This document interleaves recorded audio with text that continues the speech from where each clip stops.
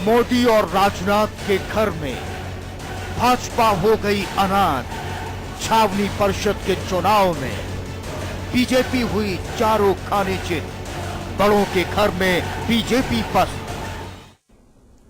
अरे ये क्या हुआ? यहां तो गढ़ और किले दोनों ही भरभराकर गिर पड़े, वो भी इतनी जल्दी। कैंटोनमेंट बोर्ड के चुनाव में वाराणसी के लिए तो हर छोटे बड़े नेता ने पसीना बहाया था, लेकिन सारी मेहनत पर पानी फिर गया। और लखनऊ में भी कोई कवायद काम नहीं आई, यहां भी नतीजा 0 ही रहा। अब सवाल यह है कि ऐसे कैसे लड़ेंगे 2017 की लड़ाई। मोदी और राजनाथ के घर में भाजपा हो गई अनाथ। छावनी परिषद के चुनाव में बीजेपी हुई चारों खाने चित। बड़ों के घर में बीजेपी पस्त। जी हां, बड़ों के घर में बीजेपी पस्त। आखिर बीजेपी के इस हार के मायने क्या हैं? सभी खास मेहमान हमारे साथ जुड़ चुके हैं। बीजेपी के प्रवक्ता मनीष शुक्ला हमारे साथ जुड़ चुके हैं, कांग्रेस के प्रवक्ता सुरेंद्र राजपूत हमारे साथ हैं, इसके अलावा समाजवादी पार्टी के नेता मुकेश बहादुर और हमारे मैनेजिंग एडिटर अमिताभ अग्निहोत्री जी भी हमारे साथ जुड़ चुके हैं। चर्चा शुरू करें उससे पहले बता दें आपको, दरअसल छावनी परिषद के चुनाव में बीजेपी को प्रदेश में तगड़ा झटका लगा है, क्योंकि पीएम मोदी और गृह मंत्री राजनाथ सिंह के घर में पार्टी खाता भी नहीं खोल पाए। अब सवाल यह है कि क्या है दिग्गजों के घर में इस हार के मायने और क्यों बड़ों के घर में पस्त हुई बीजेपी।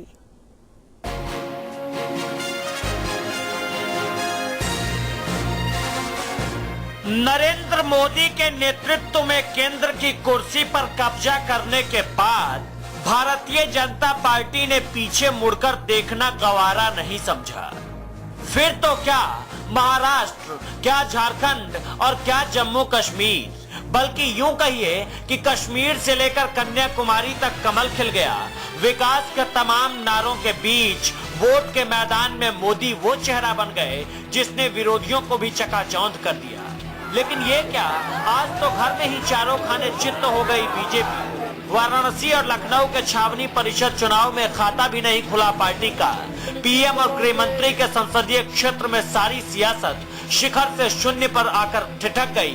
2017 की तैयारियों में जुटी बीजेपी के तंबुओं में खामोशी छाई है। अब बदली हुई बिसात पर वाजपेयी जी कह रहे हैं कि अपना नजरिया बदलो, हमने तो नींव बिछाई है भविष्य के लिए। बनारस, फैजाबाद, लखनऊ और कानपुर 4 जगह हमको सिंबल नहीं दिया था, और उन्हें 6 जगह सिंबल दिया था। बबीना में खुद 3 सीटों पर सिंबल दिया था और हमने 0 से 29 सीटों पर विजय हासिल की है पूरे उत्तर प्रदेश में। कैंटोनमेंट बोर्ड में आज तक हम कभी लड़े नहीं थे और हम आज लड़े और कैंट क्षेत्र की समस्याओं का अध्ययन किया। दिल बहलाने के लिए यह ख्याल अच्छा है वाजपेयी जी, लेकिन तमाम पसीना बहाने के बाद भी ऐसे परिणाम निकले तो दिल की धड़कनों पर काबू नहीं पाया जा सकता। गृह मंत्री के घर में लखनऊ में 8 सीटों पर ग्रहण लग गया, तो वहीं पीएम के घर में 7 में से 5 प्रत्याशी तो दूसरे पायदान पर भी नहीं पहुंच पाए। जीत के जश्न में विजेता कह रहे हैं बीजेपी अति उत्साह मैदान में कूदी और मात खा गई। ये छावनी परिषद का चुनाव होता है, यहाँ लोकल मुद्दाओं पे चुनाव लड़े जाते हैं। आज तक किसी पार्टी ने यहाँ चुनाव नहीं लड़ाया। मोदी के लोगों ने अति उत्साह में लोकल मुद्दों पे लड़ने की कोशिश किया, जो कि उनको यहाँ की जनता ने नकार दिया। नहीं, मुझे जो है आप नहीं पसंद है, मुझे अपने सुख दुख में सम्मिलित होने वाले ही पसंद हैं, इसलिए मुझे आपकी आवश्यकता अपने बीच में नहीं है। किसी पार्टी ने और कहीं भी चुनाव नहीं लड़ाया था बीजेपी के अलावा। केवल बीजेपी ने ही सातों वार्डों में अपने प्रत्याशी खड़े किए थे। लहर दर लहर चल रही थी, लेकिन यहाँ तो घर में ही सुनामी आ गई। क्या सोचा था और क्या हो गया, भरोसे के भ्रम में सारे गुणागणित गड़बड़ हो गए। कांग्रेस कह रही है कि रंग उतर रहा है, वैसे भी जीत का पैमाना सिर्फ बड़ी बड़ी बातें नहीं होती। उनकी मानसिकता शुरू से छोटी मानसिकता है, वो बहुत छोटी सोच के लोग होते हैं, बहुत संकीर्ण सोचते हैं, बड़ा मन कभी होता ही नहीं। इसीलिए आप देख लीजिए शहर का विकास नहीं हुआ, और निश्चित तौर से जैसे जोशी जी तो हमको लगता है कि 5 साल बाद भागे, मोदी तो आने वाले कुछ महीनों में ही बनारस से भाग जाने वाले हैं। बहरहाल 2017 का सपना संजोए बीजेपी के लिए यह परिणाम किसी सदमे से कम नहीं है, क्योंकि घर की चारदीवारी में मिली चोट का दर्द बहुत दुख देता है। वैसे भी धुरंधरों के घर का ये खस्ता हाल सवाल तो कई खड़े करता है, लेकिन बड़ा सवाल ये कि आखिर क्यों बड़ों के घर में पस्त हुई बीजेपी। वाराणसी से राजू श्रीवास्तव के साथ साजिद अली, समाचार प्लस।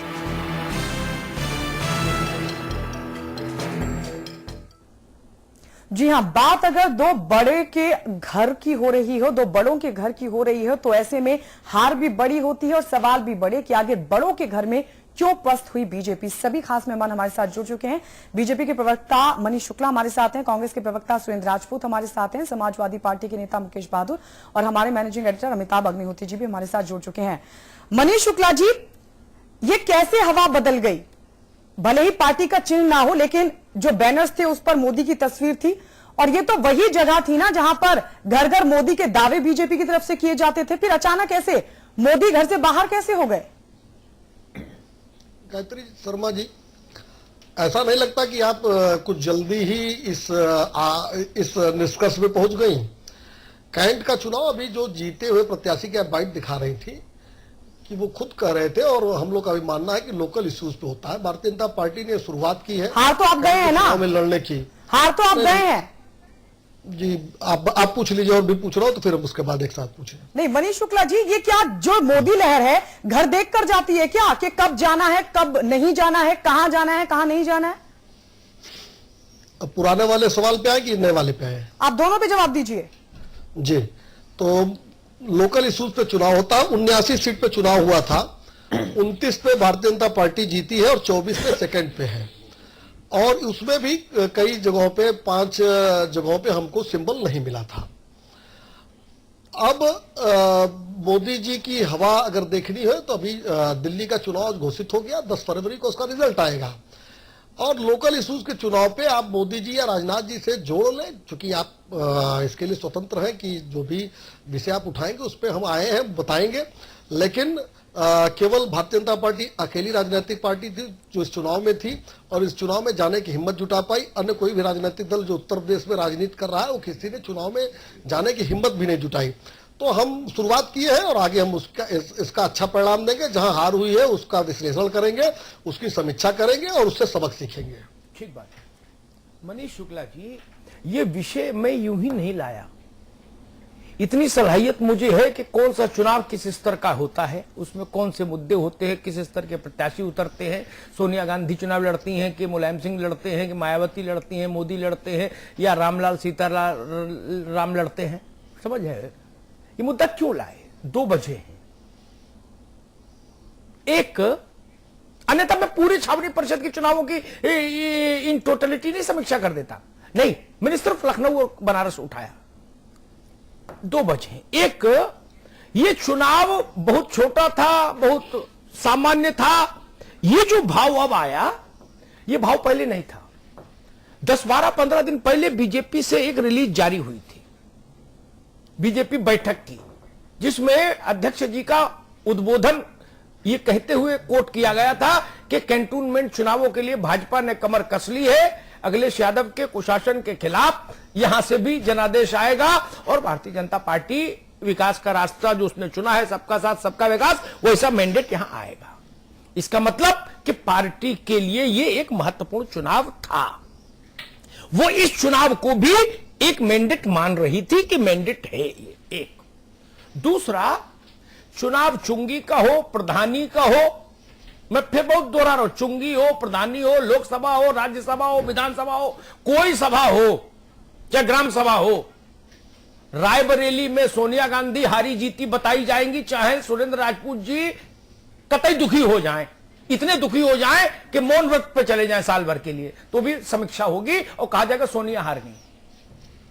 मुकेश बहादुर राजनीति छोड़ दें, कह दिए राजनीति में जाने नहीं, लेकिन इटावा और मैनपुरी की हार जीत मुलायम सिंह जी के खाते जाएगी ही जाएगी। आप ये कोयंबटूर में जीत ले, ये त्रिचुनापल्ली में अपने सपा की साइकिल चला आए, कन्याकुमारी में चला दें, लेकिन इटावा और मैनपुरी इनका पीछा नहीं छोड़ेगा, ये जान लीजिए।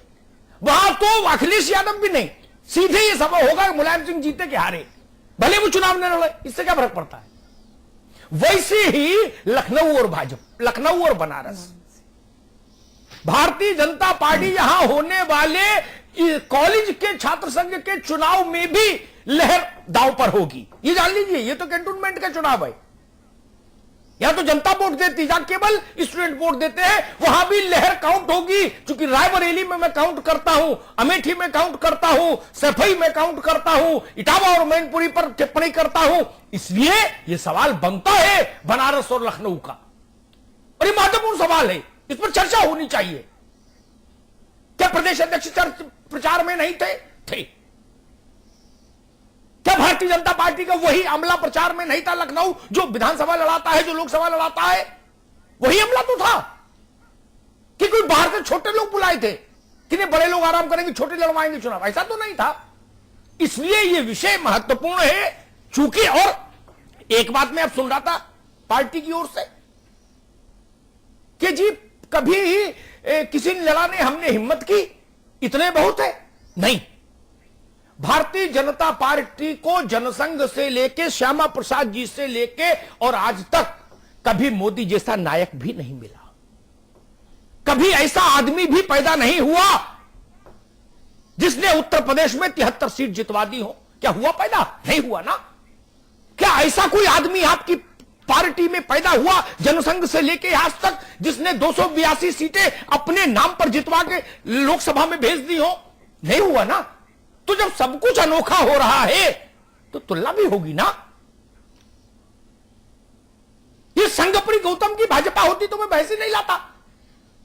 ये नरेंद्र मोदी की भाजपा है भाई, इसका अतीत से क्या तुलना? अतीत के तो सारे रिकॉर्ड ध्वस्त हो गए। 182 था अटल जी का अधिकतम स्कोर, और ये 282 पे नॉट आउट है मोदी जी। तब क्या तुलना? आपके पास सार्वकालिक रूप से सबसे बड़ा नायक है जो लीड कर रहा है इस वक्त, अभी तक का सबसे बड़ा नायक, और उसकी कॉन्स्टिट्यूंसी में अगर ये परिणाम आता है तो चर्चा होनी चाहिए। मुकेश बहादुर जी, दोनों सरकार के भी बड़े चेहरे, एक पीएम आता है एक जगह से तो दूसरी जगह से गृह मंत्री आता है, और दोनों ही पार्टी के बड़े चेहरे भी हैं। ऐसे में इन दोनों ही जगहों पर बीजेपी की हार के क्या मायने निकाले जाए?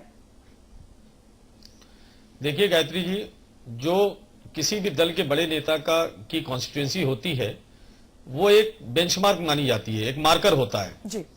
तो जब अभी जैसे मनीष जी कह रहे थे कि और कोई पार्टी नहीं लड़ी और किसी और दल ने हिम्मत नहीं जुटाई, तो पहली बात तो ये कि हम किसी को भी समर्थन देते हैं, चाहे हम उसे एक सिंबल दें या ना दें, और इशू चाहे वो लोकल हो, चाहे वो नेशनल हो, चाहे वो इंटरनेशनल हो, यदि हमने समर्थन दे दिया, अगर यूएनओ में कोई बात हो रही तो हम सिंबल देने थोड़ी जाते हैं, वहां तो हम समर्थन ही देते हैं जी। तो जब आपने लोकल इशू पे भी समर्थन अपने प्रत्याशी को दे दिया तो ये माना जाता है कि आप उसको लड़ा रहे हैं।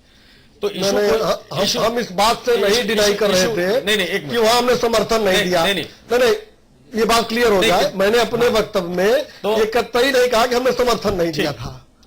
ठीक है, तो अगर मुद्दे लोकल थे या नेशनल थे या जिस भी लेवल के मुद्दे थे, चुनाव में हार जीत को हार जीत की तरह ही देखा जाता है। और बड़े नेताओं की कॉन्स्टिट्यूएंसी जो है खासतौर पे मार्कर होती है। उत्तर प्रदेश में या दूसरे भी स्टेट में अभी जो निकाय चुनाव हुए हैं, कमोबेश बीजेपी की स्थिति वहां भी यही हुई है जी। कहाँ छत्तीसगढ़ में भी मैंने कहा गुजरात में हम लगातार जीते हैं अभी जो आई है। छत्तीसगढ़ का भी रिजल्ट छत्तीसगढ़ में आप बताइए ना, रिकॉर्ड बताइए क्या हुआ है। गायत्री वाराणसी पर रहे। हाँ ठीक है, तो गायत्री जी जो हार हुई है उसका बैकग्राउंड पीछे से ही शुरू हो गया था। पीछे उपचुनाव हुए थे, उपचुनाव में भी जो नतीजे आए थे उस पर भी हमने एनालिसिस की थी, आपके चैनल पे डिबेट किया था। तो हार के कारण एक नहीं है, जो विकास का मुद्दा मोदी जी ने अपने नेतृत्व में लड़े और विकास के मुद्दे को एजेंडा बनाया, उत्तर प्रदेश में 73 सीटें जीती, वो विकास का मुद्दा कहीं ना कहीं डिरेल होते हुए वो लव जिहाद, धर्मांतरण और तमाम ऐसे मुद्दों में उलझ के रह गया है, जिसकी वजह से जो उत्तर प्रदेश की जनता या बड़े शहरों की जनता, जो पढ़ी लिखी जनता है, वो देख रही है। तो डिरेलमेंट अपने आप शुरू हो गया है, क्योंकि जो विकास का मुद्दे पर लेकर करके मोदी जी ने एक एजेंडा खड़ा किया था पूरे देश में, वो एजेंडा डिरेल हो गया और लव जिहाद और धर्मांतरण जैसे ऐसे सांप्रदायिक मुद्दे सामने खड़े हो गए, जिसमें ये स्वाभाविक था। उपचुनाव में हार हुई, फिर अभी छावनी परिषद का चुनाव, यद्यपि वो छोटा चुनाव है, उसके बेसिस पे कोई असेसमेंट आगे का हम भी नहीं करेंगे, लेकिन हाँ हार की शुरुआत हो चुकी है, मेरा यही कहना है। सुरेंद्र जी, तुलना क्यों ना करें, क्योंकि मोदी के नाम का हर छोटे बड़े चुनाव में प्रचार किया जा रहा है, इन चुनावों में भी मोदी के नाम का इस्तेमाल किया गया था, फिर मोदी ने ऐसे तुलना क्यों ना की जाए?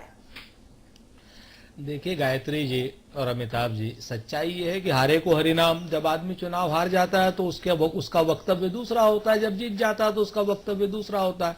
इसमें तो कोई बहुत विशेष बात नहीं। सच्चाई ये है कि भारतीय जनता पार्टी सहित सारी पार्टियों ने पूरी ताकत से चुनाव लड़ा था। आगे से लड़ा हो, परोक्ष लड़ा हो, प्रत्यक्ष लड़ा हो या अप्रत्यक्ष लड़ा हो, अपरोक्ष लड़ा हो, कोई बड़ी बात नहीं। सपा ने भी लड़ा, कांग्रेस ने भी लड़ा, भाजपा ने भी लड़ा। इस बात को मानना चाहिए। राजनीति में हारते हैं और जीतते हैं, दोनों को समभाव से स्वीकार करना चाहिए। नरेंद्र मोदी जी की हार का नरेंद्र मोदी जी के चुनाव क्षेत्र में तो उपचुनाव में शुरू हो गया था कि जब उनके क्षेत्र में एक कंस्टिट्यूएंसी पे उपचुनाव हुआ जहां पे इनका सहयोगी दल चुनाव लड़ा और वो चुनाव हार गया। वो भी तो वाराणसी की कंस्टिट्यूएंसी थी। आज की डेट में कैंटोनमेंट के उस समय लखनऊ की कंस्टिट्यूएंसी में भी चुनाव हुआ और वाराणसी कंस्टिट्यूएंसी में चुनाव हुआ। लखनऊ में भाजपा जीत गई, रिकॉर्ड वोटों से जीती, और बनारस में भाजपा हार गई, रिकॉर्ड वोटों से चुनाव हारी। और दूसरी बात, जब आप कैंटोनमेंट की बात करते हैं, निश्चित तौर पर चुनाव में अमिताभ जी से बहुत सहमत हूं, पूरी तरीके से 100% इन्होंने एकदम सही बात कही कि जब चुनाव होगा, जैसे चुनाव होगा और इतने बड़े नेताओं के यहां पर चुनाव होगा तो बात उन नेताओं के क्या नाम गले में ही हार भी जाएगी और उन नेताओं के गले में ही जीत भी जाएगी। इसमें कहीं कोई दो राय नहीं है। इन लोगों की और कोई बात नहीं। इन लोगों को बेसिकली इंद्रजाल और भ्रमजाल जो था, जैसा मैं पहले से कहता था कि विकास के नाम का जो भ्रमजाल है धीरे धीरे भरभरा रहा है। आज नहीं तो कल, कल नहीं तो परसों और भी ये चीजें नीचे जाएंगी। इन लोगों को आत्म मंथन करने की जरूरत है, आत्मचिंतन करने की जरूरत है। अभी इनके पास समय भी है, ऐसी बात नहीं है, अभी 1 साल भी नहीं हुआ है इनकी। तो लफाजियों से, कोरी बातों से काम नहीं चलने वाला। 2019 तक ये लोग काम करें।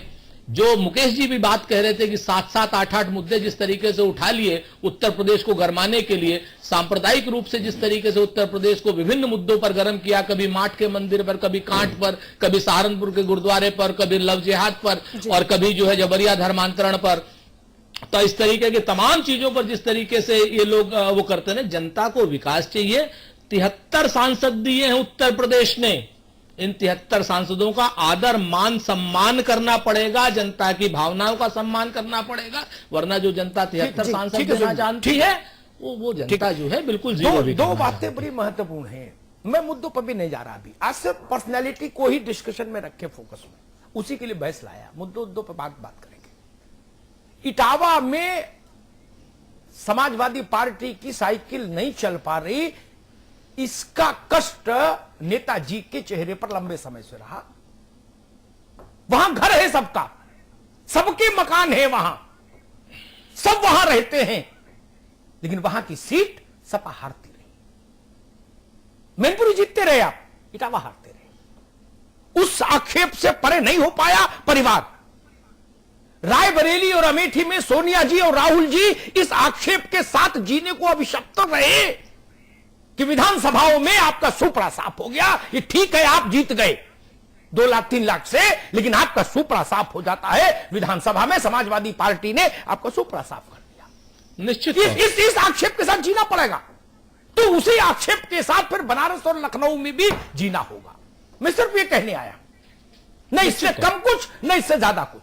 चुनाव चाहे स्कूल का हो, चाहे प्रधानी का हो, चाहे कैंटोनमेंट हो, चाहे कोई मेंटोर। दूसरी बात, जिसे लोहिया कहा करते थे कि भाई चुनाव होता है, चाहे 100 लोग वोट डालें, चाहे 10 लाख वोट डालें, 100 डालें तो समझ लो 100 की मानसिकता ही समझ में आ जाती है। छोटा जनादेश, लेकिन जनादेश तो है। जिसमें भी वोट का इस्तेमाल हुआ उसका एक संदेश तो है ना, जो ईवीएम से निकलता है। छोटा चुनाव क्या होता है? हमारे एक डॉक्टर मित्र है, वो मुझसे कहा करते हैं कि अमिताभ जी कोई ऑपरेशन माइनर नहीं होता, सारे ऑपरेशन मेजर होते हैं। Operation means operation. वैसे ही चुनाव है। 10,000 लोगों ने भी वोट डाला तो 10,000 लोगों का मानस क्यों आपके साथ नहीं है? ये सवाल तो होगा ना। और उस जगह नहीं है जो सिद्धपीठ है। ये तो फर्क है ना, इसीलिए बहस लाया, वरना कैंटोनमेंट पर बहस 1 घंटा करने का कोई औचित्य भी नहीं था। मैं लखनऊ को भी सेकंड पायदान पर रखता हूं, लेकिन बनारस में तो आपके परिवार का अब तक का सबसे तेज दीप्त तेजस्वी चेहरा वहां का प्रतिनिधित्व कर रहा है लोकसभा में, और भारत का प्रधानमंत्री है। इससे तेजस्वी चेहरा तो इस परिवार ने पैदा ही नहीं किया। क्यों? इसलिए बड़ा सवाल है। जितना बड़ा आदमी जहां से खड़ा होता है ना, उसके यहां मोहल्ले की एक छोटी सी घटना भी बड़ी घटना बन जाती है। मनीष जी, क्या भारतीय जनता पार्टी का जो स्थानीय नेतृत्व है, ये उसकी असफलता है?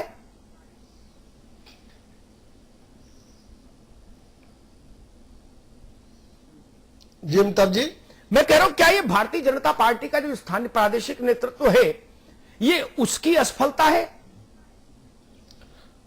देखिए अमिताभ जी, चुनाव होता है, चुनाव में हार जीत होती है। मैंने पहले ही कहा कि इस चुनाव के इतने बड़े मायने नहीं है जितने बड़े मायने बताए जा रहे हैं। चुनाव है, चुनाव हम लोग ने लड़ा, लड़ने के बाद कुछ जगहों पे जीते, कुछ जगहों पे हार गए। चुनाव बनारस में चुनाव हार गए, इस बात को तो मैं स्वीकार ही कर रहा हूं। मैंने तो मुकेश जी को रोक के इस बात को स्वीकार किया कि हमने वहां समर्थन दिया था। तो उस जगह पे हम लोग चुनाव हारे हैं, उसको हम लोग देखेंगे और समीक्षा करेंगे, आगे सबक लेंगे। रही बात कि अभी कई लोग बता रहे थे उपचुनाव में, तो उपचुनाव के बाद इस प्रदेश में भी 2 चुनाव और हुए थे। स्नातक के चुनाव हुआ था बरेली मुरादाबाद, वहां समाजवादी पार्टी 17-18 हजार वोट से चुनाव हार गई थी। वहीं बनारस में जिला पंचायत अध्यक्ष का चुनाव हुआ था, बीजेपी चुनाव वहां जीत गई। तो ये जो क्रम है, अचानक ये निर्णय ले लेना ठीक है, ये विषय आपने जो रखा है कि वहां क्यों हारे, ये विषय तो समझ में आता है, लेकिन उससे निष्कर्ष निकाल लेना कि समाजवादी पार्टी के समय में बड़ा अच्छा हो रहा है और शराब से मौतें नहीं हो रही हैं और प्रदेश में अमन शांति हो गई है। मैंने निष्कर्ष नहीं निकाला। आप नहीं, मैंने आपको कहा ही नहीं, मैंने आपको कहा ही नहीं, मैंने आपको कहा ही नहीं। लेकिन हमारे जो साथी हैं, देखिए जब ऑन एयर हम बैठते हैं तो आपके साथ साथ हमको उनका भी जवाब देना मेरी मजबूरी है, जो मेरे अगल बगल बैठ के बोलते हैं। क्योंकि देश की परिधि में भी मुकेश जी ने बताया कि पूरे देश में वातावरण खराब हो गया है। उसी देश में जहां भी हम लोग महाराष्ट्र जीत गए, हरियाणा जीत गए, छत्तीसगढ़ जीत गए, जम्मू में कश्मीर इतनी बड़ी विजय प्राप्त की है और 10 फरवरी को फिर रिजल्ट आने वाला है। तो उस परिधि में तो मुझे कहना ही पड़ेगा। और बनारस की परिधि में ठीक है आपका विषय, हमने वहां सिंबल मांगा था, सिंबल नहीं मिला था, वहां चुनाव लड़े थे, हमने समर्थन दिया था, इसमें भी कोई गुरेज नहीं। सभी लोगों, सभी कार्यकर्ताओं ने मेहनत किया था। चुनाव हार जीत लगी रहती है, हार जीत हो गई, हम लोग उस पर समीक्षा करेंगे, सबक लेंगे। लेकिन जैसे संघर्ष भारतीय जनता पार्टी समाजवादी पार्टी के अत्याचार खिलाफ कर रही है, वो लगातार करती रहेगी। समाजवादी पार्टी मुगलते में न जाएगी। चुनाव हार जीत से भारतीय जनता पार्टी पीछे हटने वाली है कि राजधानी दिल्ली में 24-24 मौतें हो जाएंगी, हम चुप बैठेंगे। ठीक है, ठीक है। मैं एक बात यहाँ ताकि सनत रहे बोल दूं, समाजवादी पार्टी, कांग्रेस और बीएसपी, इनको उत्तर प्रदेश में जीत की पार्टी कोई कह नहीं रहा। जो कह रहा हो उसको राजनीति की समझ नहीं, और जो मान रहा हो उसको भी राजनीति की समझ नहीं। ठीक, जीत की पार्टी भाजपा है, इसलिए उसकी पराजय ज्यादा कोलाहल पैदा करेगी। इनमें से कोई कहीं जीत जाएगा, उसका बोनस है। आप 360 असेंबली कॉन्स्टिट्यूएंसीज पर जीतकर आए हैं लोकसभा में, तो सवाल तो आप ही से होगा ना। जी निश्चित रूप। समाजवादी पार्टी का अपने मन में भले कुछ भी सोचे, लेकिन प्रदेश में तो कोई नहीं मान रहा ना कि विजय के रथ में सवार है। और कांग्रेस तो ऐसी गलतफहमी में है भी नहीं। बसपा अपने से संघर्ष कर रही, 10 इधर गए 10 उधर गए, इस दिल के टुकड़े 1000 हुए, कोई इधर गिरा कोई उधर गिरा। तो जब अकेले एक सारे केक के हकदार आप खड़े हुए, तो सवाल भी आप ही से होगा ना। केक कम भी होगा तो आप ही के से हिस्से से जाएगा ना। मेरा सवाल ये है, ये बलिया में कंटोनमेंट में आप हार जाते, मुझे आपत्ति कहां थी। फरुखाबाद में हार जाते, आप मैं बहस में नहीं लाता। बबीना हार जाते, बहस में नहीं लाता। बनारस में तो एक एक घर आपका होना चाहिए, लखनऊ में एक एक घर आपका होना चाहिए। ये कसौटी, यही कसौटी, मैं दोहरी बात नहीं करता। मुलायम सिंह जी के लिए मैनपुरी और इटावा है, राहुल गांधी के लिए अमेठी और रायबरेली है। हमने इस लोकसभा के चुनाव में राहुल गांधी की विजय को गांधी परिवार के लायक विजय क्यों नहीं बोला। मैंने कहा ये आपके लायक विजय नहीं हुई, बस राम राम कह के जीत गए। जितने बड़े कटकर भरना, तो 30,000 की जीत पर भी आदमी जलूस निकालता है विजय का। लेकिन राहुल गांधी उस ढंग से नहीं जीते ना, इसलिए यह सवाल पैदा हो रहा है। इसलिए यह तर्क महत्वपूर्ण है कि इतने 2 बड़े चेहरे, जिनको उत्तर प्रदेश को गौरव होना चाहिए कि प्रधानमंत्री और गृह मंत्री, मेरे ख्याल से शायद पहली बार एक ही उत्तर प्रदेश से है दोनों, प्रधानमंत्री भी और गृह मंत्री भी। ये स्थिति, उसके बाद चुनाव हार जाए, इसलिए यह सवाल खड़ा होता है। सुरेंद्र जी, क्या प्रभाव कम हो रहा है भाजपा का? निश्चित तौर पर आज की डेट में जो भाजपा इन्फ्लेटेड थी, स्टेरॉइड पे भाजपा थी, और जिस प्रकार से इंद्रजाल और भ्रमजाल का एक माहौल पैदा हुआ था, अब उस इंद्रजाल से और भ्रमजाल से यहाँ की आम जनता उससे निकल रही है। वो दावों की हकीकत को पहचान रही है। वो असलियत में ये भी जान रही है कि उत्तर प्रदेश ने 73 सांसद दिए, उन 73 के 73 सांसदों का पिछले 7 महीने का कार्यकाल उत्तर प्रदेश के मुतालिक क्या रहा, क्या उन्होंने काम किए, उन्होंने क्या किस तरीके का डिलीवरेंस दी, किस तरीके की उन्होंने बिजली में बचत करने की बात की, या किस तरीके से उन्होंने कोयला दिलाया प्रदेश को, या प्रदेश में सिर्फ और सिर्फ कोरी लफाजी की और यहां पर वातावरण को विषाक्त करने की कोशिश की, चाहे वो साध्वी निरंजना हो, चाहे वो साक्षी महाराज हो, चाहे वो योगी बाबा हो, आदित्यनाथ जी, जिस तरीके का भी काम किया। यहां की जनता देखिए, सहारनपुर से लेकर के और देवरिया तक विकास की बात जोती है, विकास की बात पर, विकास के दावों पर इन्होंने हकीकत का अमली जामा पहनाने के लिए इन लोगों को पोल का रिजल्ट दिया। तो सहारनपुर में तो आप दोनों लोगों ने दंगा किया। देखिए मनीष जी, मैं बीच में नहीं बोल रहा था। अगर आप सहारनपुर में आपको, अगर आप रशीद मसूद आपके नेता थे, अगर बहस इकबाल पप्पू आपके नेता थे, अमिताभ जी अगर बहस को डिरेल करना चाहते हैं तो बहस को नहीं डिरेल कर रहे हैं, लेकिन जहां आपने दंगा कराया, एफआईआर दर्ज है आपके नेताओं के ऊपर। अपनी बारी पे बहुत विद्वान आदमी है, मैं तो हमेशा इज्जत करता हूं, मनीष जी के मित्र भी हैं, लेकिन पता नहीं क्यों आज की डेट में हार नहीं शायद पचा पा रहे हैं। तो आ जाएगी, जीत भी आएगी मनीष जी। जब 73 सीटें जीते थे तब आप लोग अभिमान में थे, आज थोड़ा सा परेशानी में है, कोई बात नहीं, होता रहता है, ये ऊपर नीचे चलता रहता है, क्योंकि प्रधानमंत्री जी छोटे मन के बड़े नेता हैं। तो आज की डेट में मेरे भारतीय जनता पार्टी के मित्रों को जो सबसे बड़ा इस समय भय सता रहा है कि प्रधानमंत्री क्या कहेंगे आज की डेट में, क्योंकि प्रधानमंत्री ने तो वाराणसी का जो पूरा का पूरा क्षेत्र था, इनके प्रदेश अध्यक्ष जी को, इनको सबको सौंप करके वो तो चले गए विदेश दौरे पर। तो वाराणसी की जनता तो बड़ी जागृत जनता है भाई, ठीक बड़ी अद्भुत जनता है, वहां की 24 घंटे जागती है वाराणसी की जनता। अमिताभ जी जानते हैं, आज अखबार में काम किए हुए हैं, बड़ी अद्भुत है जी सुरेंद्र। तो वो अद्भुत जनता जो है वो परम लोगों को बहुत पहचानती है अमिताभ जी, तो धीरे धीरे परम लोगों को पहचान रही है और आगे आने वाले दिनों में और को लेकर सवाल इसलिए उठ रहा है क्योंकि ये दोनों ही जगह प्रभावशाली नेताओं की है, जो सरकार में भी प्रभावशाली हैं और पार्टी में भी। गायत्री मैंने प्रभावशाली नहीं कहा, अमिताभ जी समझे हैं, परम कहा मैंने। नितिन जी आपकी बात है। मुकेश जी, भाजपा के प्रभाव को लेकर इसीलिए सवाल उठ रहा है क्योंकि दोनों नेता प्रभावशाली हैं, सरकार में भी और पार्टी में भी। अब ऐसे में इन जगहों पर पार्टी का ना जीतना कई सवाल खड़े करता है। निसंदेह गायत्री जी कई सवाल खड़े करता है। मैं पीछे से जाता हूं, अभी अमिताभ जी कह रहे थे कि क्या जो यहां के स्थानीय नेता हैं क्या वो प्रभाव छोड़ने में असफल रहे। तो भारतीय जनता पार्टी के जो प्रदेश अध्यक्ष जी हैं वो उन्होंने कैंटोनमेंट के चुनाव में जमकर प्रचार किया, उन्होंने कैंपेन किया। और अगर ये छोटा चुनाव उसको मानते हैं और प्रदेश मैंने छोटा कम माना, एक मिनट ना आप विषय पे आइए ना। मैंने छोटा माना, मैंने इस बात के मैंने समर्थन नहीं दिया था। आप अपने समय, अगर प्रदेश अध्यक्ष स्तर के नेता अगर इस छोटे चुनाव को मानते हुए इतना कैंपेन करते हैं और चुनाव हारते हैं तो निसंदेह स्थानीय नेताओं पर उंगली उठेगी, एक बात। दूसरी बात, आप अमिताभ जी अगर ध्यान से देखें तो उत्तर प्रदेश में जो भी भारतीय जनता पार्टी के नेता गण, स्थानीय नेता, चाहे वो सांसद हो चाहे वो विधायक हो, उनकी वाक कौशलता के बल पर वो चल रहे हैं। जिसको भी देखिए वो कोई ना कोई ऐसा मुद्दा उठाता है, चाहे योगी आदित्यनाथ हो, चाहे साध्वी निरंजन ज्योति हो, या कोई भी नेता हो, वाक कौशलता के बल पर अपने नंबर मोदी जी के सामने बढ़ाना चाहते हैं। बट जमीनी स्तर पर संघर्ष में वो जो है उनका कोई काम नहीं है। वो ये चाहते हैं कि ऐसे बयान जारी करते रहे जिससे बड़े नेतागण खुश होते रहे, उनके नंबर बढ़ते रहे। तो जमीनी सतह स्तर पर संघर्ष न करने के कारण, न कोई ऐसा मुद्दा होने के कारण, प्रदेश अध्यक्ष जैसे व्यक्ति के कैंपेन करने के बावजूद अगर चुनाव हार गए तो निसंदेह स्थानीय नेताओं पर उंगली उठना स्वाभाविक है। जी मनीष शुक्ला जी, इसे पार्टी के लिए बड़ा झटका क्यों ना माना जाए? एक तो दो बड़े नेता जो सरकार में, पार्टी में दोनों बड़े हैं, उनकी जगहों पर पार्टी को हार मिलती है, वो भी तब जब आपको ये नौबत आ गई कि आपने मोदी की तस्वीर को बैनर्स में भुनाया भी है, उसके बावजूद भी पार्टी कैसे हार गई?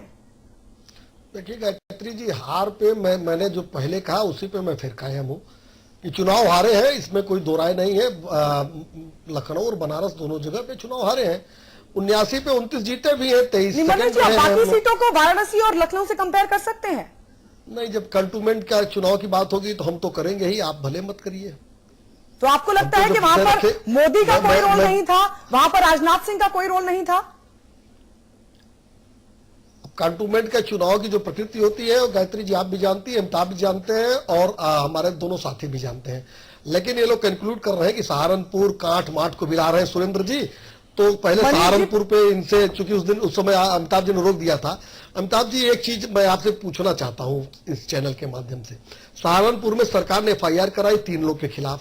एक इनके पूर्व प्रत्याशी थे कांग्रेस के, एक इकबाल पप्पू और एक तीसरा आदमी था जो सरकार ने FIR कराई, बीजेपी ने नहीं कराई। तो सहारनपुर दंगे का दोषी कौन है?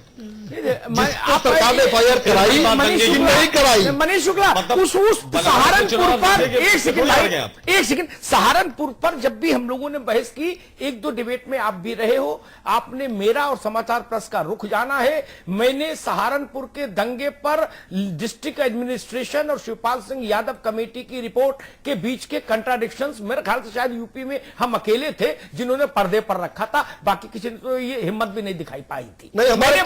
मैंने कहा था कि ये देखो मंत्री जी क्या कह रहे हैं और एसएसपी क्या बोल रहा। वो विषय आ चुका, जनता उस पर निर्णय दे चुकी, जनादेश आ गया। वो विषय नहीं, आप जी नहीं, अब उस पर मनीष शुक्ला जी नहीं, पासिंग सुरेंद्र जी आपके चैनल पर बैठ के अगर सुरेंद्र जी ऐसे लोग इस विषय को रखेंगे कि हम चुनाव सुनाते सारे, तो जो दंगे के दोषी हैं ये तो तय होना चाहिए ना। मनीष शुक्ला जी इनके प्रत्याशी थे कि नहीं थे? मैं उसका उपाय बता दे रहा हूं, मैं आपको रास्ता बता दे रहा हूं ना, रास्ता बता दे रहा हूं। बहस में उस विषय का पोस्टमार्टम नहीं होगा। जैसे सुरेंद्र राजपूत, मुकेश बहादुर पासिंग रेफरेंस देते हैं ना, निरंजन ज्योति, साक्षी महाराज, सहारनपुर दंगा, कांठ माठ 60, आप भी पासिंग रेफरेंस 4 दे दो, 2G 3G जीजा जी बोल के आगे बढ़ जाओ। लेकिन जीजा जी पर यहां पोस्टमार्टम नहीं करने दूंगा, मेरा विषय डाइल्यूट हो जाएगा। आप बोलो 4 लाइन, कौन रोक रहा आपको? मैं मलियाला से लेके भागलपुर की चर्चा, लेकिन केवल सरकार की चर्चा कर देता हूं कि मनीष शुक्ला के मित्र है, मनीष शुक्ला 33,000 दंगे कराए हैं। ये जब दंगों की बात करते हैं बोलो, जिनकी सरकार थी और जिनके साथ थी। मनीष शुक्ला जी, जब आप इतना बोलेंगे तो मैं सुरेंद्र राजपूत जी को इस बात की अनुमति नहीं दूंगा कि वो 33,000 दंगों का पोस्टमार्टम करने बैठे। लेकिन केवल इतना ही आप बोलेंगे, आप उसके डिटेल में जाएंगे तो फिर रोकना होगा ना। निश्चित। जैसे उन्होंने पासिंग रेफरेंस कहा, निरंजन ज्योति, साक्षी, योगी, 3 नाम मुकेश बहादुर जी ने एक सांस में लिए, सुरेंद्र भाई ने 3-4 नाम एक सांस में दिए, कांठ माठ 60 क्या क्या। अभी पासिंग रेफरेंस में 2G 3G जीजा जी बोलो, कौन रोक रहा है? लेकिन मेरे विषय पर ही बहस हो, किसी विषय पर बहस होगी नहीं, वरना हर आदमी वो चाहेंगे लैपटॉप पर बहस हो जाए, मुकेश जी चाहेंगे, ये चाहेंगे एक कांठ पर बहस हो जाए, आप चाहेंगे UN में हिंदी पे भाषण पर बहस हो जाए, तो इस विषय का क्या होगा? नहीं ना। इसलिए ये विषय महत्वपूर्ण है। मैं एक बात कहता हूं, कांग्रेस 44 की जगह 88 सीट जीत जाती। मेरी बात ध्यान से सुन लीजिएगा सब लोग। और मुलायम सिंह जी की पार्टी 5 की जगह 15 जीत जाती। वहां से नेताजी हार जाते, यहां से श्रीमती गांधी हार जाती चुनाव। तो क्या होता? कहीं मर्यादा मान बचता? नहीं बचता ना। इसलिए मैं कहता हूं, जितनी बड़ी मूर्ति उतना उसका महत्व। हिंदुस्तान दूसरे किस्म का देश है भैया। ये इसकी तुलना आप अमेरिका और ब्रिटेन से नहीं करो कि चुनाव है हार जीत तो नहीं। यहां तो खड़ाऊ पूजने की परंपरा रही है। बोलो कमलापति ने जिसको टिकट दिलवा दी वो जीत गया बनारस। बोलो बात करता मुझे 10 साल ऐसा चला। रायबरेली है, गांधी पट्टी एक हो गई, एक मुलायम सिंह जी की पट्टी हो गई पूरी। आगरा से जैसे नीचे उतरते हो फर्रुखाबाद तक जाओ, मुलायम सिंह जी की पट्टी हो गई। तो उस पट्टी में हार जीत मायने रखती है। इसको ये कह के डाइल्यूट मत करिए कि भाई ये छोटा चुनाव है कि बड़ा चुनाव है, इसका जनादेश का उतना बड़ा अर्थ नहीं जितना बड़ा अर्थ निकाला जा रहा। मैं कहां कैंटोनमेंट के जनादेश में मैंने चर्चा की कि अच्छेलाल कितने वोट पाए और श्यामलाल कितने पाए? मैं तो बोला ही नहीं। मैंने ये कहा कि ऐसी दुर्घटना कैसे घट गई, सावधानी कहां हटी? क्योंकि सड़क के किनारे लिखा होता ना सावधानी हटी दुर्घटना घटी। मैं वही तो पूछ रहा हूं। लखनऊ और बनारस जिनके जिम्मे था, जो स्वाभाविक है, प्रधानमंत्री और राजनाथ सिंह तो नहीं है कि जिम्मे नहीं था चुनाव, जिनके जिम्मे था, क्या वो लोग परफॉर्म नहीं कर पाए? ये सवाल है। इतनी सी बात है मनीष जी। और अगर उन्होंने परफॉर्म किया तो फिर ये मानना पड़ेगा जनता आपसे दूर हो गई। चॉइस इज योर्स, आप तय कर लो भाई। ठीक सवाल है सुरेंद्र जी, गलत तो नहीं कहा? निश्चित तौर पर सही है अमिताभ जी। या तो उन्होंने परफॉर्म नहीं किया, जिनके जिम्मे वो छोड़कर दिल्ली गए, या जनता हट गई आपसे। वही तो बात है। मैं तो वही तो आपसे इसी सवाल पर जवाब लेंगे छोटे से ब्रेक के बाद। फौरन लौट रहे हैं, बने रहिए हमारे साथ। जी हां, बड़ों के घर में बीजेपी पस्त, सभी खास मेहमान हमारे साथ बने हुए हैं। अब मनीष शुक्ला जी, वही सवाल जो अमिताभ जी ने ब्रेक पे जाने से पहले उठाया था, क्या जनता भाजपा से दूर हो गई है या फिर जिनको जिम्मा दिया गया था चुनाव लड़वाने का वो नाकाबिल थे? देखिए, दो सवाल है आपका।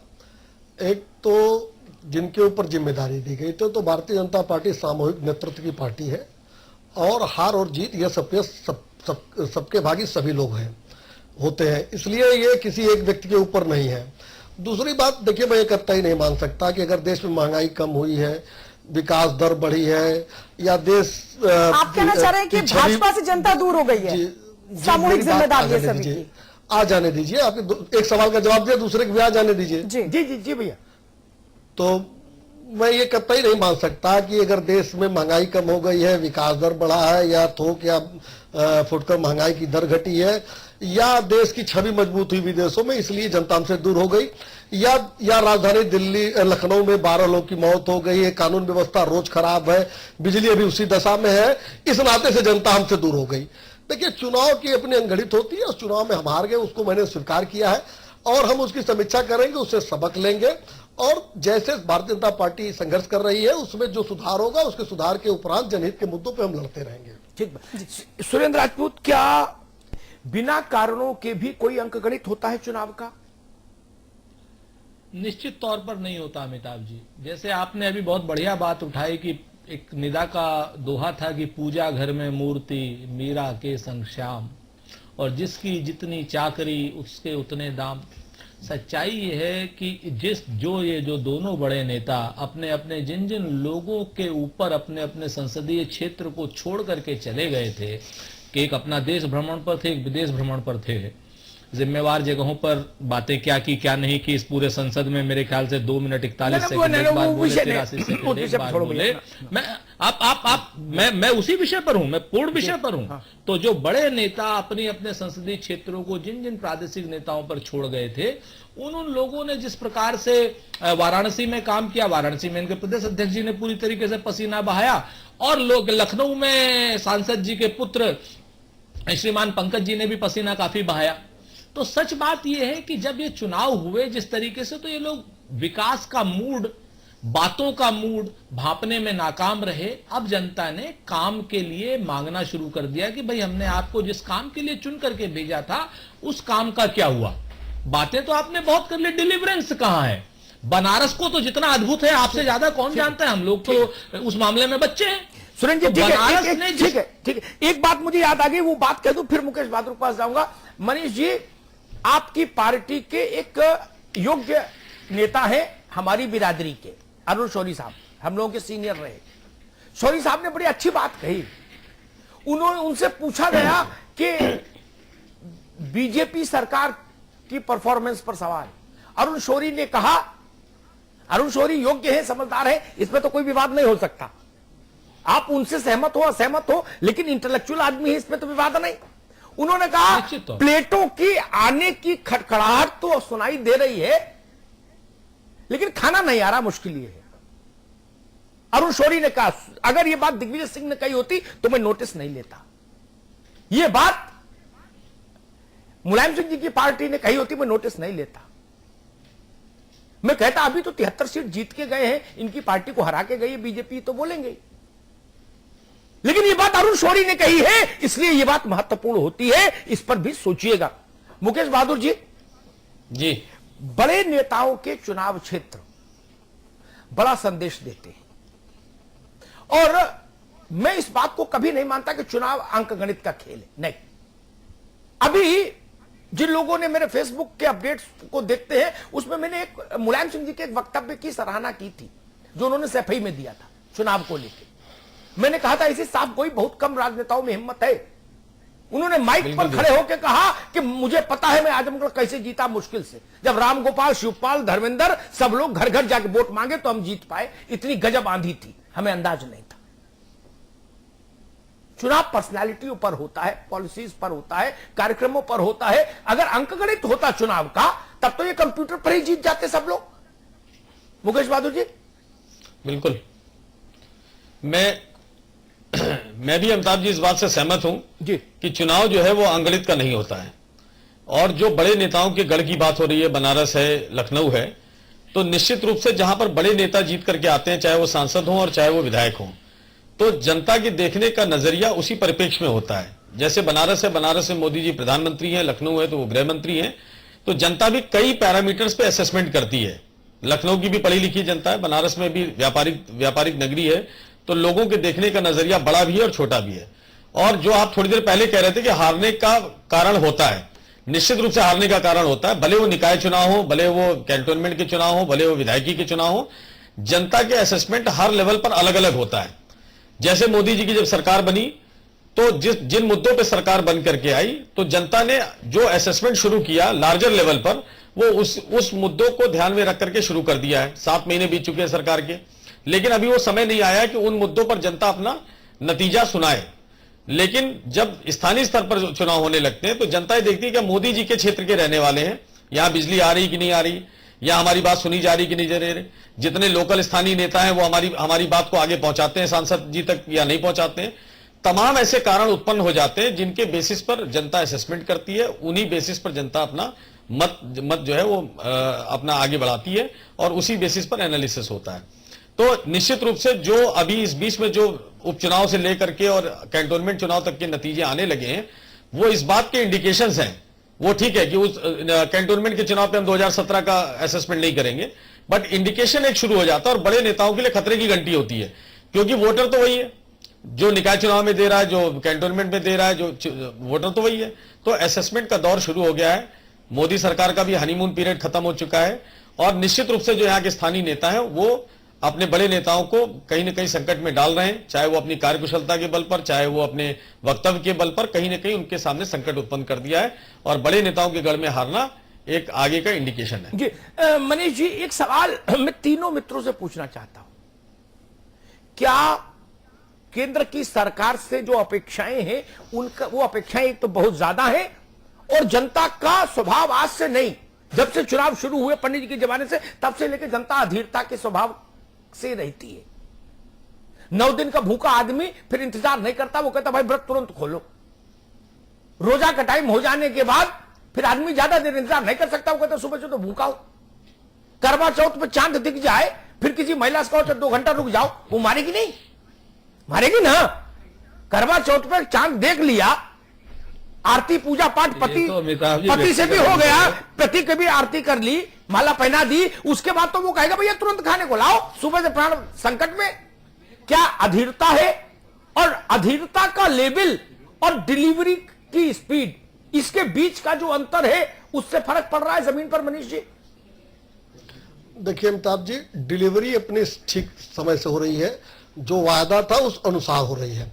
लेकिन पिछले 10 सालों में जितने गड्ढे खोद दिए गए थे इस देश में, वो भी भरे जा रहे हैं इसी के साथ साथ। लेकिन जो वास्तविक डिलीवरी है, यानी अगर गैस सिलेंडर के दाम घटे हैं तो घटे हैं, डीजल के दाम घटे हैं तो घटे हैं, दवाओं के जेनरिक दवाओं के दाम घटे हैं तो घटे हैं, विकास दर बढ़ी है तो बढ़ी है, ये आंकड़े की बात है। सुरेंद्र जी हाथ उठा रहे हैं, लेकिन फिर भी अब कुछ चीजें जरूर ऐसी है जिसमें थोड़ा समय लगता है, जैसे इंफ्रास्ट्रक्चर की जो सुविधाएं हैं, और कुछ चीजें अस्थानीय होती हैं।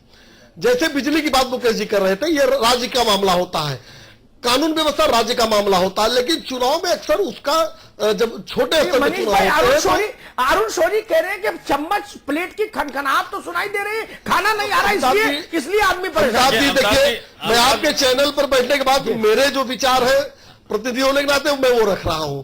अरुण शेरू जी ने जहां रखा होगा, जिस हिसाब से रखा वो जानते हैं, बड़े नेता, मैं उस पर टिप्पणी कर सकता। आपके पास लेकिन जो मेरे छोटे से बुद्धि विवेक से आता है, आप विषय जो मेरे बुद्धि विवेक में आ रहा है, उसको मैं आपके सामने रख रहा हूं। तो डिलीवरी अपने समय से हो रही है, ठीक से हो रही है, ठीक है। लेकिन जो देश में गड्ढे बने थे उसको भर रहे हैं। उसको भी इसी में भी भर, नहीं दोनों चीज कर रहे हैं, इसलिए उसमें जरूर से समय लगा, एनर्जी आएगी। ठीक है सुरेंद्र राजपूत जी, समय थोड़ा ही है। क्या जनता की अपेक्षाएं, एस्पिरेशंस और डिलीवरी मैकेनिज्म, उसके बीच में जो स्पीड में अंतर है, उसका परिणाम है ये? देखिए, जनता तो अधीरता से काम करेगी, क्योंकि भारतीय जनता पार्टी और नरेंद्र मोदी जी ने पहली बार इतनी हाइप क्रिएट कर दी है बाकी सब चीजों का साथ लेकर के, कि जनता को उनकी हाइप पर, उनके हाइप जो जिस तरीके से जनता के मन में क्रिएट कर दी, उस पर, उन अपेक्षाओं पर खरा नरेंद्र मोदी जी को भी उतरना पड़ेगा, भारतीय जनता पार्टी को भी उतरना पड़ेगा। जिस प्रकार से मनीष जी ने कह दिया कि साहब डीजल के प्राइस तो इन्होंने 5 रुपए 75 पैसे बढ़ा दिए, घटा कहां दिए।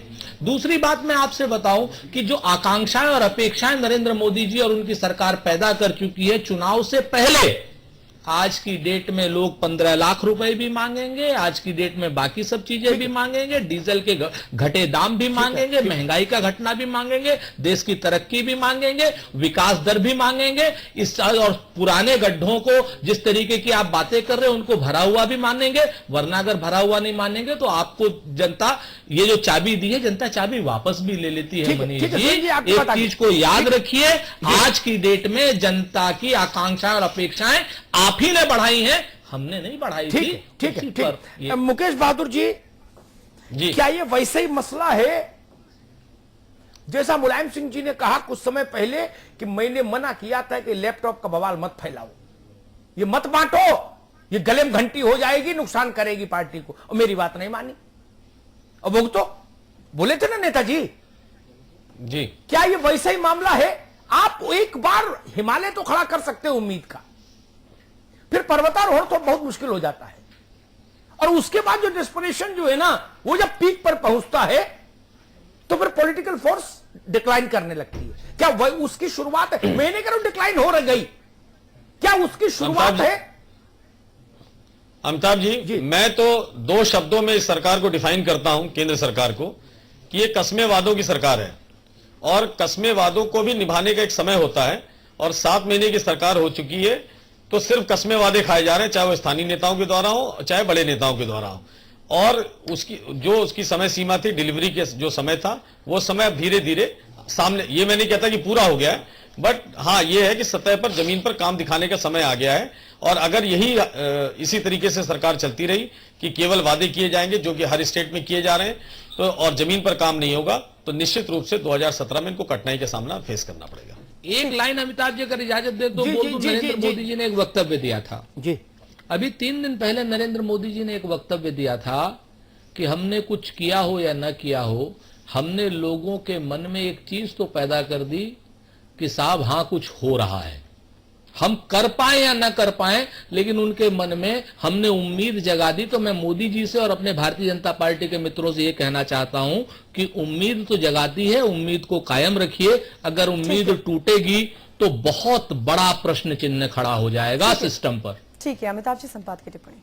देखिए, मैं एक बात कहूंगा, ये निर्णायक टिप्पणियां अभी इसलिए नहीं हो सकती क्योंकि अभी तो सरकार नई बहू है, घर में आई है, तो सारा जिम्मेदारी उस पर डाली भी नहीं जाती। सास भी कुछ करती है, नंद भी कुछ करती है, जिठानी भी थोड़ा बहुत काम संभालती है, लेकिन फिर भी बहू की जिम्मे अगर चाय बनाना ही है सुबह का, तो चाय समय से और सलीके से बने और हर के पास पहुंचे, इतनी फिर जिम्मेदारी तो उसको लेनी पड़ेगी बहू को। एक तो चीज ये। दूसरी चीज मैं कहूंगा, मैं इसको एक रूपक में कहता हूं, मैंने समाजवादी पार्टी की सरकार के लिए भी इस बात को कहा, हाथी को गन्ने की फोटो मत दिखाइए, नहीं वो आपको पटक के मार डालेगा, ये जान लीजिए। समाजवादी पार्टी इसके भुक्तभोगी है। मुकेश बहादुर यहां स्वीकार नहीं कर सकते, करना भी नहीं चाहिए, उस पार्टी के प्रति वफादार है, लेकिन सच्चाई है, जो मैं बोलता हूं वही तो नेताजी बोलते हैं। मेरे और उनके बोलने में फर्क कहां है? मैं टेलीविजन पर बोलता हूं, वो पार्टी के कमरे में बोलते हैं। नहीं तो मुकेश बहादुर बता देंगे अमिताभ जी आप और मुलायम सिंह जी अलग बोलते हो। मेरे वक्तव्य उठा के देख लीजिए, और नेताजी जो आप लोगों से कहते हैं वो देख लीजिए, कहीं गलत नहीं। ये तो मैं कहता हूं पारस यादव का बेटा गुंडाई कर रहा है, वही बात मुलायम सिंह बोलते, कोई फर्क है क्या? इसलिए मैं कहता हूं, आपने एक तस्वीर नहीं, आपने हाथी की आंखों में घुसा दी तस्वीर गन्ने की। दिखाने छोड़ो। एक उदाहरण देता हूं, भारतीय जनता पार्टी के उत्तर प्रदेश से जो मंत्री हैं, उनसे सबसे मेरी बात हुई। राजनाथ जी को छोड़ दीजिए, सबसे मैंने एक ही बात पूछी और हर आदमी बोला बात तो आप ठीक कह रहे। मनीष जी आप सुनो, काम आएगी। मैंने कहा कि जब आपकी सरकार जिस दिन आ रही थी, काउंटिंग हो रही थी, उसका घटनाक्रम एक सज्जन ने हमको बताया। बोले भाई साहब हमारी फैक्ट्री में जो असिस्टेंट मैनेजर है वो देर से आया। मैंने पूछा भाई क्यों? बोले कुछ नहीं सर, वो मैं अपनी मां को कन्विंस कर रहा था। बोले किस लिए? बोले मां ने 10-12 हजार रुपए जोड़ के रखे थे इन्वर्टर लेने के लिए, क्योंकि बत्ती आती नहीं बिजली। तो बोले मैंने कहा जब मोदी की सरकार आ गई है मां, तो अब इन्वर्टर की क्या जरूरत? 24 घंटे बिजली मिलेगी। मैंने संतोष गंगवार से पूछा, मैंने कलराज मिश्रा से पूछा, जितने यूपी से हैं, महेश शर्मा से पूछा कि भैया आप अपने इलाके में आदमी को कैसे समझाओगे कि यह संविधान की समवर्ती सूची में है कि किस लिस्ट में है बिजली? आदमी तो इतना नहीं समझता। वो कहता है कि भाई साहब आपने कहा था बिजली मिलेगी, बिजली मिली कि नहीं मिली इतनी बताओ। क्या करोगे? क्या उत्तर दोगे? आन पारा के प्रोडक्शन की अंग्रेजी में बनी लिस्ट दिखाओगे कि कोयला सप्लाई की लॉग बुक दिखाओगे? नहीं ना।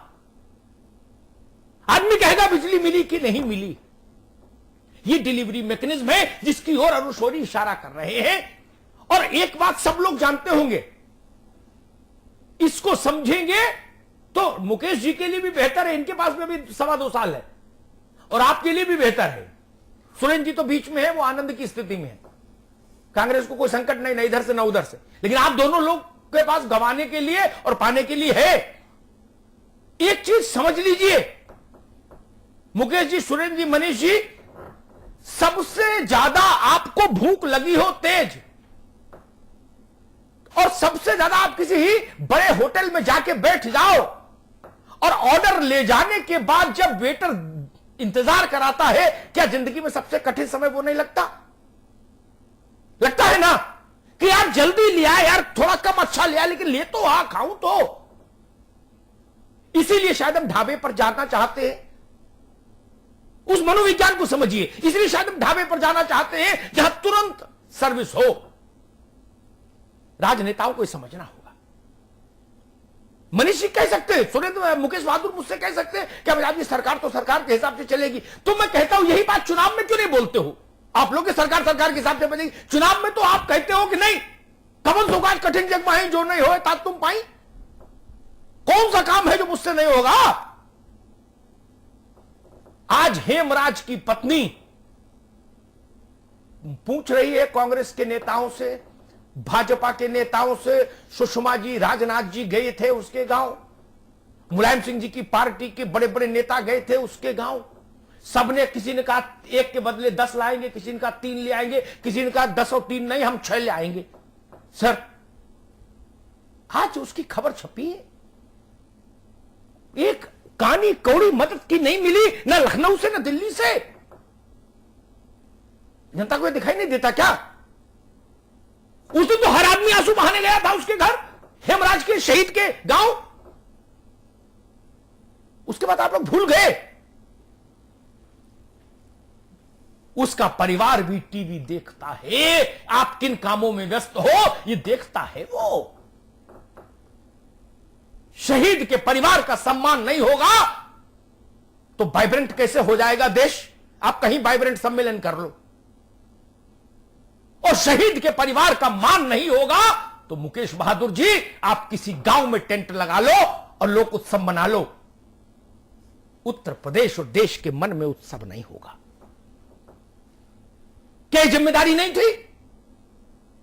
इन्हीं चीजों से जनता का मोह भंग होता है। भारतीय जनता पार्टी को आज मेरी बात समझ नहीं आएगी। समाजवादी पार्टी के मित्रों को भी लंबे समय तक समझ नहीं आ रही थी मेरी बात। बाद में जब वही बातें नेताजी बोलने लगे तो इनको थोड़ी थोड़ी समझ आई। आज आप पुष्पक विमान में सवार हैं, लेकिन ये जान लीजिए अगर डिलीवरी मैकेनिज्म में तेजी नहीं आई तो तर्कों से चुनाव नहीं होगा कि हम क्या करते, उत्तर प्रदेश में तो सरकार ऐसी थी। उत्तर प्रदेश बड़ा बैटल ग्राउंड है, इसकी तुलना हरियाणा से नहीं हो सकती, महाराष्ट्र से नहीं हो सकती, जम्मू कश्मीर कहीं से नहीं हो सकती, झारखंड से नहीं हो सकती। यह बड़ा बैटल ग्राउंड है और मैं हमेशा मानता हूं गांव का चुनाव हो चाहे लोकसभा का चुनाव हो, जहां भी जनता को अपने मन की अभिव्यक्ति का रास्ता मिलता है, वहां जनता के मानस को दीवार पर लिखी इबारत की तरह पढ़ना चाहिए। अगर आप रैंडम मान लीजिए किसी सर्वे कंपनी से सर्वे ही कराते तो भी समझिए इतने हजारों हजार लोगों ने तो वोट दिया ना पूरे प्रदेश भर में, तो एक बड़ा सैंपल साइज तो बना, उसकी एक ध्वनि तो निकलती है कि 73 की जीत का जो तूफान था, मैंने कुछ कड़े शब्द ना भी कहूं तो भी मैं कह दूंगा तूफान नहीं है, अब आप उसको लहर कह लीजिए। और अभी 17 दूर है, अगर 7 महीने में तूफान लहर हो गया तो अभी तो 24 महीने बाकी है। इसलिए मैं अरुण शौरी की बात याद दिला रहा हूं, प्लेट की खनखनाहट तो है, मेज पर खाना भी चाहिए। बहुत बहुत धन्यवाद। बहुत बहुत शुक्रिया आप सभी का हमारे साथ जुड़ने के लिए। मनीष शुक्ला जी आपका, सुरेंद्र जी आपका बहुत बहुत शुक्रिया, मुकेश बहादुर जी आपका भी, अमिताभ जी आपका भी बहुत बहुत शुक्रिया इस चर्चा में हमारे साथ बने रहने के लिए। बिग बुलेटिन में इतना ही, आप देखते रहिए समाचार प्लस।